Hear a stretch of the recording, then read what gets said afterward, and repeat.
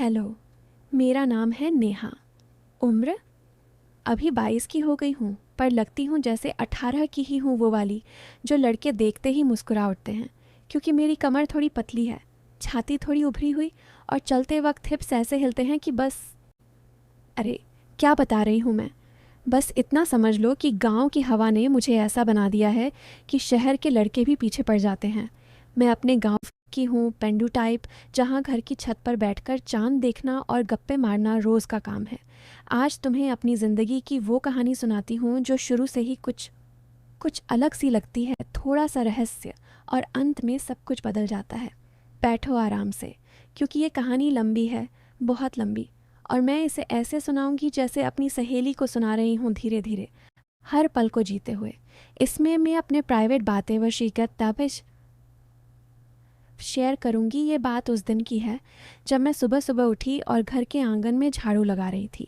धूप अभी अभी निकली थी, हल्की सी गर्मी चुभ रही थी त्वचा पर, और मेरी साड़ी का पल्लू बार बार सरक रहा था, नीचे से ऊपर, ऊपर से नीचे, जैसे कोई खेल रहा हो। मैंने उसे ठीक किया, लेकिन मन में आया कि छोड़ दूं, आखिर घर में तो कोई बाहर का नहीं है। तभी पड़ोस से आवाज़ आई, नेहा इधर आना, 1 मिनट।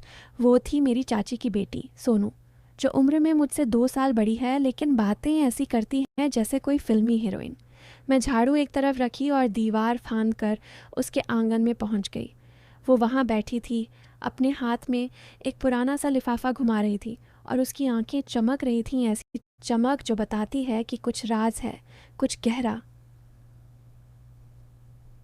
क्या है ये? मैंने पूछा, उसके बगल में बैठते हुए।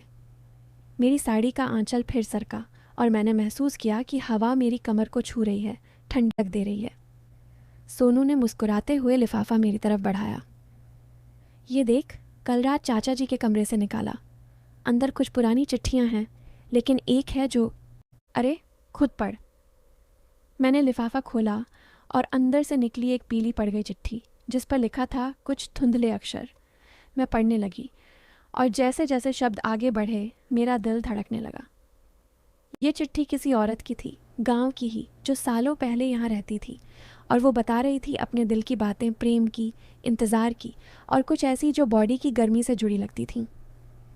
ये तो बहुत पुरानी है, मैंने कहा, लेकिन आवाज़ में एक अजीब सी उत्तेजना थी। सोनू हंस पड़ी। हाँ, लेकिन सोच, अगर ऐसी चिट्ठियाँ आज भी कोई लिखे तो। कल रात मैंने चाचा जी को देखा, वो कमरे में अकेले थे और उनकी सांसें तेज थीं, जैसे कोई सपना देख रहे हों।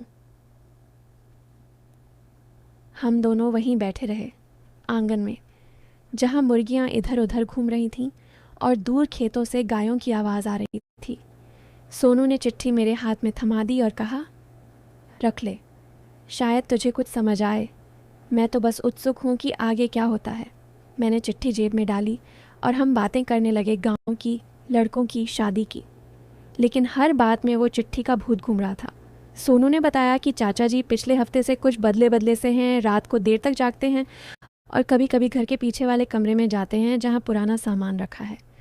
शायद कोई राज है, उसने कहा, और उसकी आंखें फिर चमकीं। मैं घर लौटी तो मन बेचैन था, चिट्ठी को बार बार छुआ, जैसे जैसे वो कोई जिंदा चीज़ हो। दोपहर हो गई। मैं रसोई में सब्जी काट रही थी। चाकू की धार तेज थी और हर कट में लग रहा था जैसे कोई रहस्य कट रहा हो। मम्मी अंदर सो रही थी, पापा खेत गए थे, घर शांत। तभी दरवाजे पर दस्तक हुई, धीमी लेकिन लगातार। मैंने दरवाज़ा खोला तो सामने खड़ा था राजू भैया, गांव का वो लड़का जो ट्रैक्टर चलाता है और बॉडी ऐसी कि लड़कियां पीछे मुड़कर देखती हैं। उसके हाथ में एक थैला था और पसीना उसकी कमीज़ से चिपक रहा था, बॉडी की लाइन साफ दिख रही थी।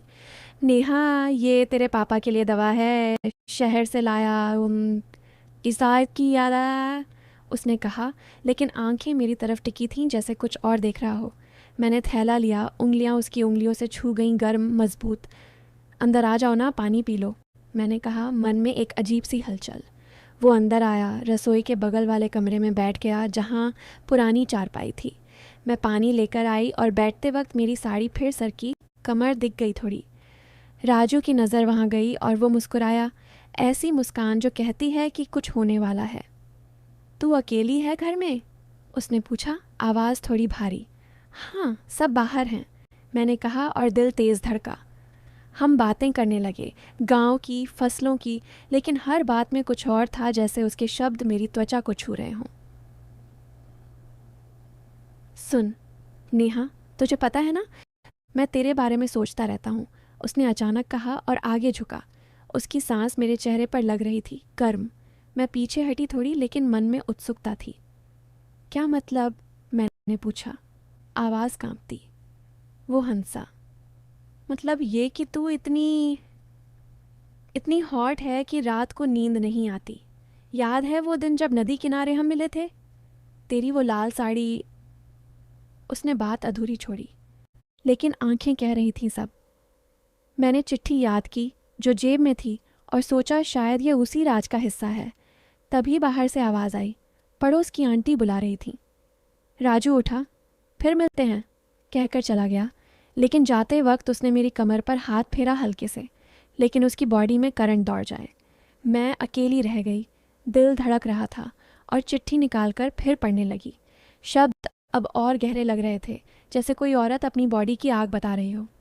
शाम होने लगी, सूरज डूब रहा था और मैं घर के पीछे वाले कमरे में गई, वो जहाँ पुराना सामान है, बक्से, पुरानी किताबें। मैंने एक बक्सा खोला, धूल उड़ी और अंदर से निकली और चिट्ठियाँ, वही हैंडराइटिंग। मैं बैठ गई वहीं, पढ़ने लगी। हर चिट्ठी में वो औरत बता रही थी अपने प्रेमी से मिलने की, रात की मुलाकातों की, जहाँ बॉडीज़ करीब आती हैं, स्पर्श होता है, लेकिन कभी पूरा नहीं। उसकी उंगलियां मेरी कमर पर फिसलीं, गर्मी फैल गई। एक में लिखा था। मेरा मन डोल रहा था, बॉडी गर्म हो रही थी। तभी दरवाज़ा खुला, चाचा जी आए अंदर। वो मुझे देखकर रुके। नेहा, तू यहाँ क्या कर रही है? उनकी आवाज़ में घबराहट थी। मैं चिट्ठियाँ छिपाने की कोशिश की, लेकिन वो देख चुके थे। ये सोनू ने दी, मैंने कहा।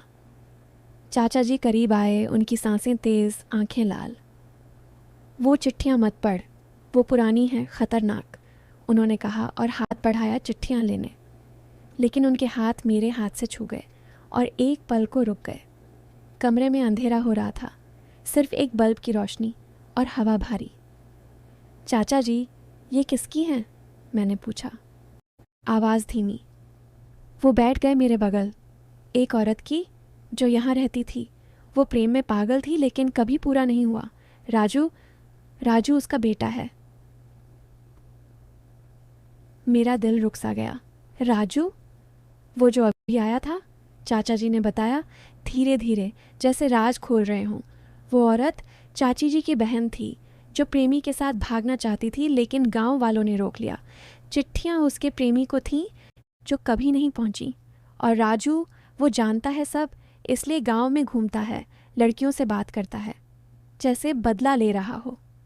लेकिन तू सावधान रहना, चाचा जी ने कहा, और उनका हाथ मेरे कंधे पर आ गया, मजबूत, गर्म। मैं उठना चाहती थी, लेकिन कमरे की हवा ने जकड़ लिया। बाहर कुत्ते भौंक रहे थे, रात गहरा रही थी।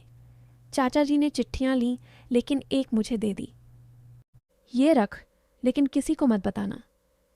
वो चले गए और मैं अकेली, चिट्ठी हाथ में, बॉडी में अजीब सी कंपी। रात हो गई। मैं अपने कमरे में लेटी, चिट्ठी पढ़ रही थी बार बार। शब्द अब जीवंत लग रहे थे, स्पर्श, गर्मी, इंतज़ार। नींद नहीं आ रही थी। बाहर हवा चल रही थी, पेड़ों की पत्तियां सरसरा रही थीं। तभी खिड़की पर टकटक हुई। मैं उठी, देखा राजू खड़ा था बाहर। चांदनी में उसकी बॉडी चमक रही थी। नेहा, खोलना, उसने फुसफुसाया। मेरा दिल धड़का, लेकिन मैंने खिड़की खोली।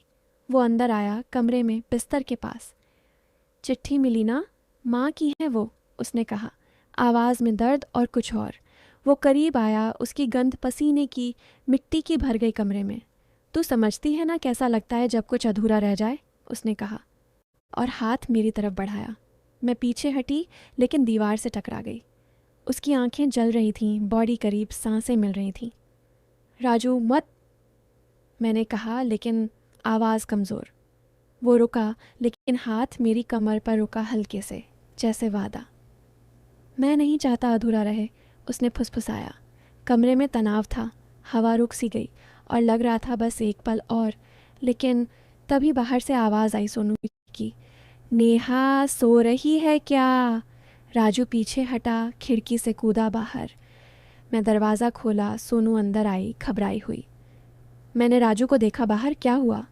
हम बैठे और मैंने सब बता दिया। चिट्ठियाँ। चाचा जी, राजू, सोनू ने कहा। ये राज बड़ा है गांव का। वो औरत नहीं भाग सकी क्योंकि प्रेमी ने धोखा दिया। राजू बदला लेता है, लड़कियों को फंसाता है, लेकिन कभी पूरा नहीं करता, बस अधूरा छोड़ देता है। हम रात भर बातें करते रहे, चिट्ठियाँ पढ़ते, और हर शब्द में वो दर्द था, वो आग जो बुझी नहीं। सुबह हुई, मैं उठी तो मन भारी, लेकिन कुछ साफ।